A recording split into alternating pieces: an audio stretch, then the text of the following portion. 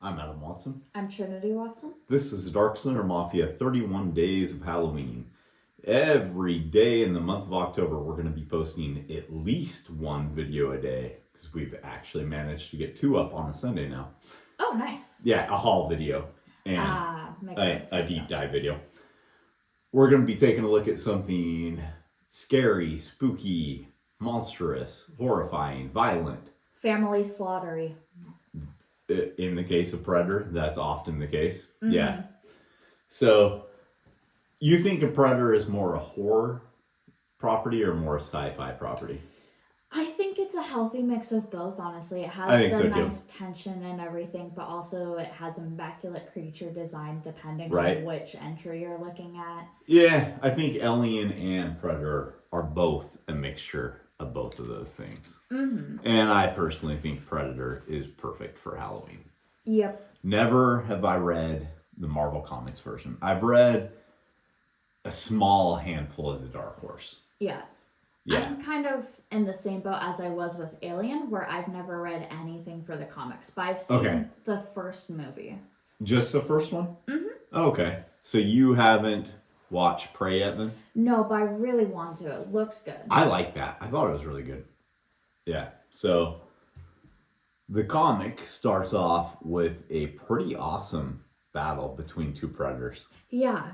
The panels are very short, widescreen panels, but really are effective. They actually manage to convey a lot. And I like the fact, I'm not always a fan of sound effects, right? Right. But these sound effects are actually contained in the borders of the panel. I think that's so well done. I love that effect. Yeah, I love it too because it doesn't take up much of the page. It's not cluttering anything up. The flow is nice. Yeah, the planet looks really good. Mm-hmm. I'm sure that there's at least some modeling or 3D referencing, something like that going on, right? Right. But it doesn't look like it. That's one thing I really like. One of my biggest complaints about comics of this day and age is how much overdone 3D modeling and rigging and all that kind of stuff. Yeah. This looks like how a comic should, and I enjoy that fact. So yeah, one predator kills the other, and they remembered that the predators have green blood. I like that. Yes. So as he dies, he removes his mask to reveal his face. I guess that's just something like the predators do, right? Something, yeah. It's something that was kind of set in motion with the first movie. Yeah.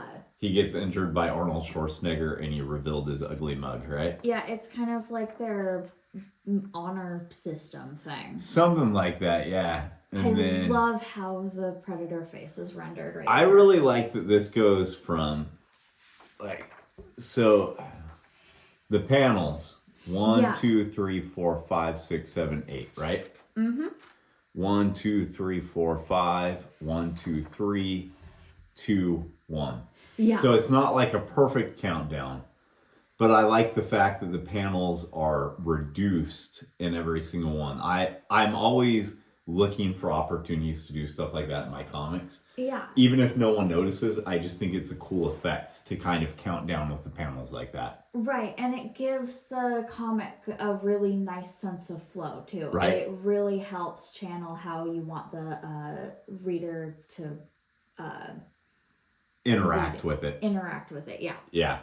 Yeah, so I love this panel with the predator getting its head chopped off. Mm-hmm. That works for me. Absolutely love that. And then we see something that actually surprised me. Yeah. That this is a human. Yeah. It's not one of the... I know the predators actually have names for their species, right?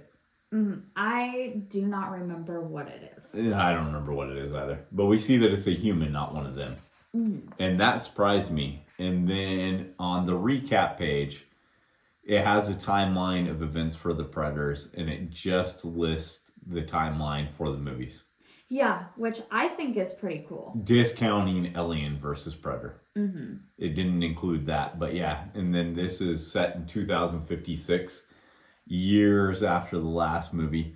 So the newest movie on this list I actually haven't seen, The Predator. I didn't see that one. I've seen every single other Predator movie except for that one in the animated movie. Okay. Not from lack of interest, I just haven't seen them. Right. So I love this layout for the title card and everything. Oh yeah, it looks great. I love the logo. Mm-hmm. How it's got all the images in the background that show the Predator. I think that's awesome. Yeah, and everything is so nice and legible. Right? That's a huge complaint that I'd have for a lot of comics is that the lettering is not legible for credits or anything like Absolutely, yeah. Having them be nice, bold, nice font and everything, amazing. Yeah, so it's written by Ed Brisson. Arts by Kev Walker. Colorist was Frank DeMarta. And the letterer is VC's Clayton Cowles. We've seen this VC's on a few of the comics we've looked at now. But I actually don't know who that is. Yeah. Cover, is this one of the variants or is this Lionel Francis Hugh? I actually don't know, but I'm just going to, I don't know. It's colored in a way that I'm having a hard time telling who that is. I'm sure someone in the comments will be able to tell us which of the covers this is. Looks like there are a lot of variant covers to this one. I didn't know this had... Well, it's Marvel, and Marvel is bought by Disney. Fox was bought by Disney, and Fox owned Alien and Predator. Oh, okay. Therefore, Predator and Alien are now Disney properties. That feels really weird. Yeah, really weird. And I wouldn't expect Alien or Predator to be appearing in any more Mortal Kombat games. Oh, sad. Not unless Disney manages to buy Warner Bros., which who knows, they might. Right. Everything about this is a perfect callback to the old Predator movies. Mm-hmm. And did you notice there's a Predator mask right there? I did. It's a little symbol. Yeah. Yeah, and then we're greeted to a family on some sort of... Does it actually say what planet it is? It says Damara. Damara. 2041. 2041, yeah. So I'm going to be honest, I skipped over that caption. I might have been able to see what was coming a little bit more had I not skipped over it. Yeah. But my only complaint really about the lettering throughout this whole thing is those captions are hard to read. They are. The red on black without any sort of bold outline doesn't work very well. Mm-hmm. I love the design of this weird ass frog thing. Mm-hmm. And I like when the Alien and Predator stuff actually includes kind of like retro futuristic stuff. Yeah. When it's not necessarily building off the technology we have now, but more of like what it was imagined to be in the 80s or 70s when these properties started, right? Right. So I see his dad, or the dad's goofy ass goggles. Mm-hmm. And I'm like, we live in an era now where like Google glasses are a thing, whether people want them or not, right? Right. You wouldn't need this goofy ass visor. No. But it's kind of retro future looking, right? Yeah. And so therefore, I think it actually works. I think it's cool. All the foliage is done exceptionally well on this. The backgrounds are so good. There's so much green on this, but I don't feel like any of it contrasts with anything. No. I mean, even the parents are wearing green outfits. His visor is green, even though I guess that could be a reflection of all the greenery around them. I don't know. I'd just say it's a green visor because it feels appropriate for, the old. But yeah, it doesn't feel like it contrasts or conflicts in any way. Yeah, no, the value work is really good here where, it's so green and yet nothing is washed out. Nothing is hard on the eyes. It's awesome. Right. And they do use outlines for the characters to separate them out a little. Yeah, but it's not really jarring. It's not jarring at all. I actually think that looks really cool. Yeah. That's, I have to do outlines in Ghost Assassin for the ghosts. Mm-hmm. Otherwise, they're not going to look right on the page, right? Right. And following these lines so perfectly like that, it's actually a pain in the ass to do. It's so hard. Yeah. So dad gets shot. Mm-hmm. Facial expressions are really good in this. Yeah. And then we switch over to, I don't know, the A story, I guess you'd say. Yeah. Where the predator has been killed, but it's not the predator he's looking for, because he's looking for a predator who is missing one of the mandibles. Mm-hmm. Or, I should say, I thought he the whole time I was reading this. Yeah, it's really good with the Samus effect. Yeah, it is. Yeah, I mean, it's not that face looks particularly male or female. Yeah, it's a very androgynous face in it. But I think the armor, the fact that it has no breastplate, like, you know what I mean by breastplate. Right, like, the 90s accentuate. Yeah, I didn't think figure. female, but you're right, it is the Samus effect. It was the reason that all of us 80s kids were blown away when we found out Samus was a girl. Yeah, it's that Dorito shape that Samus has, you right? know? Yeah, so I was looking at the skulls pretty hard to try and figure out if there's anything that I recognize from like Marvel Comics or anything. Yeah, I don't think there's anything I recognize. Yeah, I don't think so. Cool looking. Yeah, and that's where Easter eggs have been found before. In the Predator 2 movie, at the end of it, when they showed the interior of the ship and they had a trophy wall like that, there was a xenomorph skull on the wall. It was the first thing with like Alien vs. Predator in the movies. That's awesome. I don't know if the comic Alien vs. Predator came first or not, but I don't even think it was like necessarily a for sure planned thing back then. Right. It was just something that they kind of wanted to include. I love the explosion here of the ship. Mm-hmm.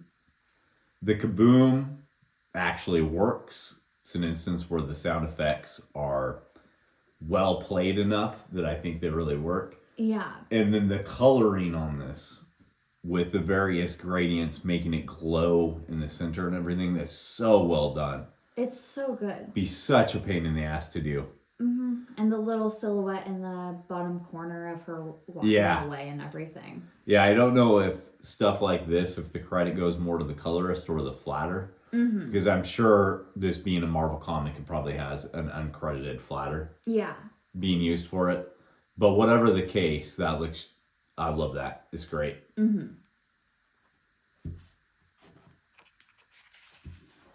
One complaint I have about the newer printing, the pages are such a pain in the ass to turn on these comics. They really are.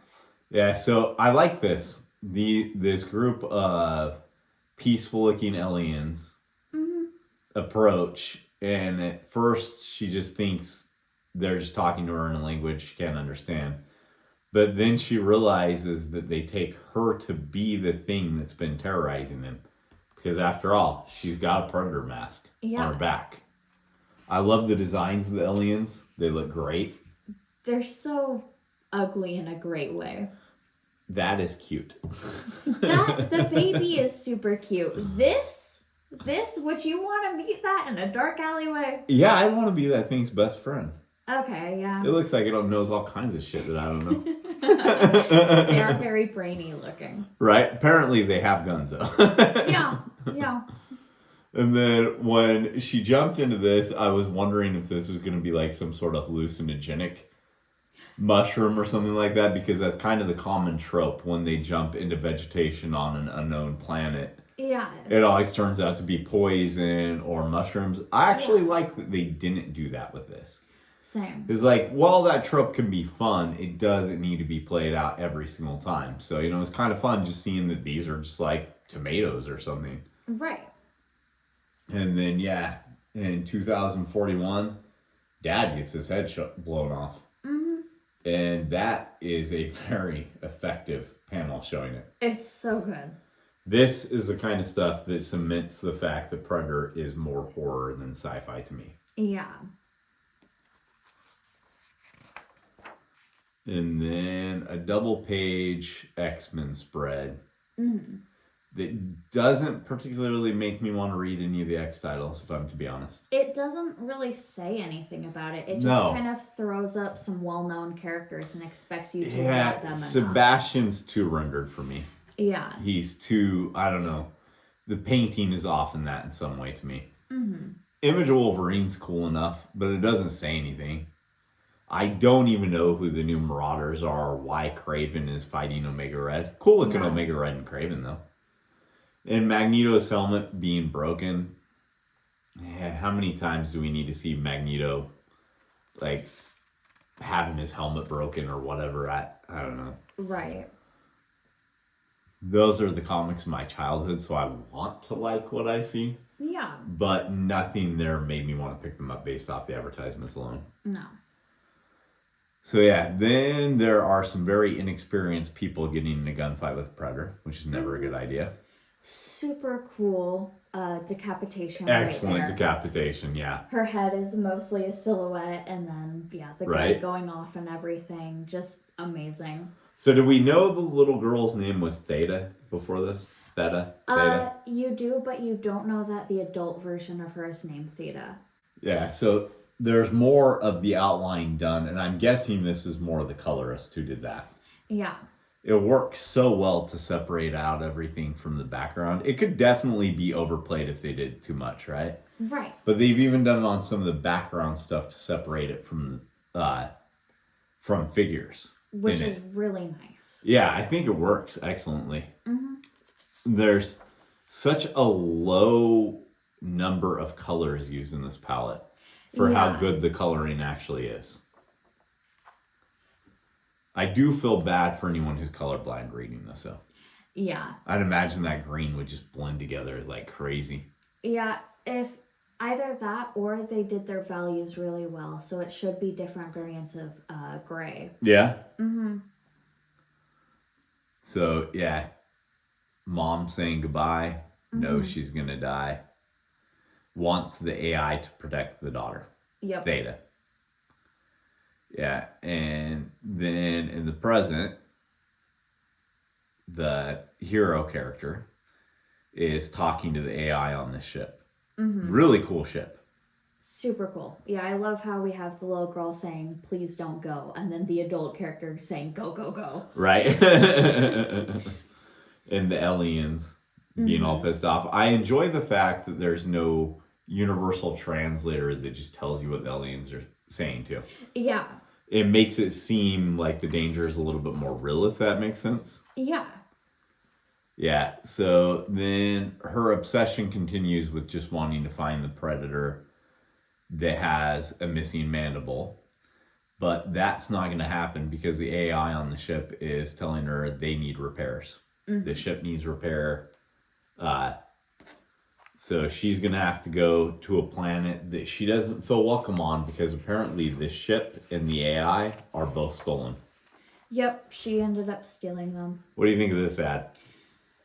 I'm not fond of it. I don't like that half of it is white and there's so much text on it that's not saying anything that I can't already infer from the image. Yeah. So this whole part, this is the way it is on every one of their digital coupon pages, whatever you want to call that. I hate it. But Miss Marvel and Venom is more what I was asking about. I'm not sure if I don't think it's necessary to team up every single character in the Marvel universe. Yeah. And I cannot think for the life of me who this is made for. Yeah. It doesn't seem like it's made for fans of Miss Marvel, and it doesn't seem like it's made for fans of Venom either. No. So, it just seems silly to me. Mm-hmm. Sillier than, Campy in a bad way. Yeah. Yeah, campy in a bad way. So, yeah, she's setting course for the planet where she's going to get the repairs and is eating some disgusting gruel-like. Yep, rations that looks like boogers. Right? Yeah, and then we have a pretty gnarly scene of her mom being murdered. Being choked out by this predator. So cool. The silhouettes and everything are so nice. Yeah, it's very well done. I don't have any complaints about the artwork in this. Mm-hmm.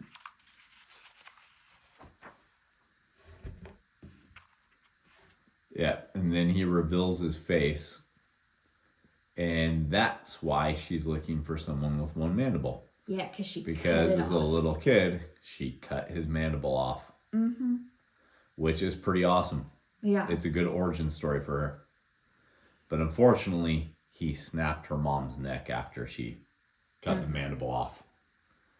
So yeah, I like the way that his mask looks like it's got like a saw blade to it too. Yeah, like a little buzzsaw. Yeah. She wakes up and her ship is going to be crashing. Love the jump from normal colors to red. Yeah, and this, by the way, is when I was like, oh, she is actually female. Yeah, and so her mom told the AI to stay with her and protect her. And now the AI is shutting down. So it's like she's losing her last friend. Yeah. These two panels work excellently. They're really good, and it's amazing how the green isn't clashing with anything that they used for the panel borders for all of the flashback sequences. Yeah, I do wonder why green is the theme of everything in this. Is it just because she was on a green planet when she met it to begin with? Because the green isn't really used in any of the current stuff. It's all the flashback stuff. No. So it seems like that represents something. Yeah, it's... And she was on a very lush planet. Yeah, it could be like it represents her being alive in that, and when her family died, she feels like a part of her also died. Could be. She no longer has that life to her anymore. Yeah, whatever the case, I think it works well on like a metatextual level too. Yeah. So she crashes, and Sandy's not coming back online, and it's like losing her mom all over again. These are such great panels. They are. Yeah, and then she's trapped in what looks like an Antarctica type place. I know it's supposed to be a different planet, but that's just what I'm going to call it. Right. On a ship with no idea where to go. Yeah, so issue number 2, definitely something I'd be interested in taking a look at. Oh, yeah. I've read a couple of the Marvel Aliens comics now. They're not bad. I do think the Dark Horse were a little bit better. Right. But these aren't bad, but like this cover, the ad, I don't like. Yeah. The only path for peace between man and machine is through them. What machine are they talking about on this? I'm not sure, because the alien doesn't look mechanical at all. Well, no, it's between man and machine is through them. So it's not saying the alien is a machine. It's saying that peace for, I guess, okay, he's got the white stuff all over. Maybe he's a synth. Oh. He might be a synthetic being. Okay. Maybe that's what it's supposed to be. Maybe. Whatever the case, yeah, I bet that is what it is. He's synthetic. Whatever the case, though, I don't know. I don't like the painting of this. Right. Something about it's too hyper real for comics or something like that. I'm not sure. I'm not sure why I don't like it. I hate this ad. We have seen these Citizen Watch ads. We saw the one for Spider-Man on another comic. These are just the worst ads. I hate everything about this. I think you hate watches. Do you like? I like watches, but I don't like these watches. Do you like this at all? No. No. Because I hate watches. It's just the ad itself looks like crap. Yeah. You have real background that has a Photoshop effect on it to make it look like it's not real, right? Yep. And then you have a character who's loosely drawn in and then very digitally colored. I don't know, I just hate these watches. Yeah. I think they could make a stronger advertisement for the watches that wasn't this. This to me, so have you ever read any of the Ultimate comics? No. Ultimate Spider-Man, Ultimate X-Men. It wasn't the case with Ultimates, I don't think. But Ultimate Spider-Man, Ultimate X-Men had the cheesiest digital effect on the covers of the first, I don't know how many issues, honestly. Could have been all of them for all I know. Okay. But the comic was really good. The coloring used on it and the fact that they used live action photos on the covers and stuff. Yeah. It's just garbage. So that's what those Citizen ads remind me of. That's why I hate them so much. This cover, though, I friggin' love. It's really good. So yeah, overall, I love this. Has super solid. just enough violence and monsters, that to make it a great Halloween read, I think. Yeah. I'm definitely interested in reading more issues. I was a little bit concerned going in this because I do like what I've read of the Dark Horse Predator series. Yeah. And I was afraid it being a Disney property now that they were just going to completely water it down. Right. But I don't think that that's what happened. I think they're actually building a new legacy. Hopefully the other Predator issues they've released are just as good as this one. I hope so. I'm going to be taking a look at them though. Mm-hmm. All right, you got anything else? Nope. Looking for something to read this Halloween season? Darkslinger Comics has you covered. Check out Ghost Assassin, a supernatural crime comic. Issue number 1 is currently available in a color edition as well as a limited edition black and white raw copy that features Joel Kotajar's pencils and the lettering only. There's also a raw edition available for issue number 2. We're currently completing the inks and coloring stages on issue number 2. Can't wait to read it?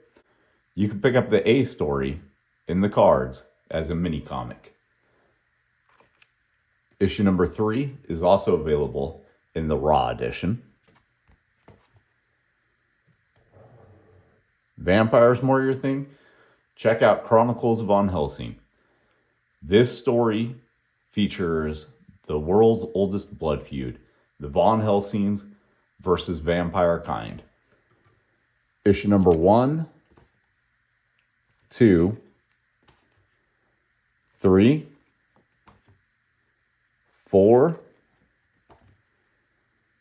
5 are all available, as well as the Sally mini comic and the newest addition to the Chronicles Von Helsing lineup, Blood Will Out by Tony Morgan. This is the last time Chronicles Von Helsing issues number 1 through 5 in the Sally special will be offered in this format. We're almost sold out of the remaining copies. The next time it sees print is going to be as a colored edition hardcover. Vampires and supernatural crime not your thing? Check out Who Will Save the World. All of these issues are available online on Darkslinger.com, on our eBay store. You can order digital editions through our Patreon. Most of the comics mainstream spinner racks have these titles in stock as well. Are you a retailer and you're interested in stocking Darkslinger products? Get a hold of Comics Mainstream. Comics Mainstream is the exclusive distributor for Darkslinger Comics.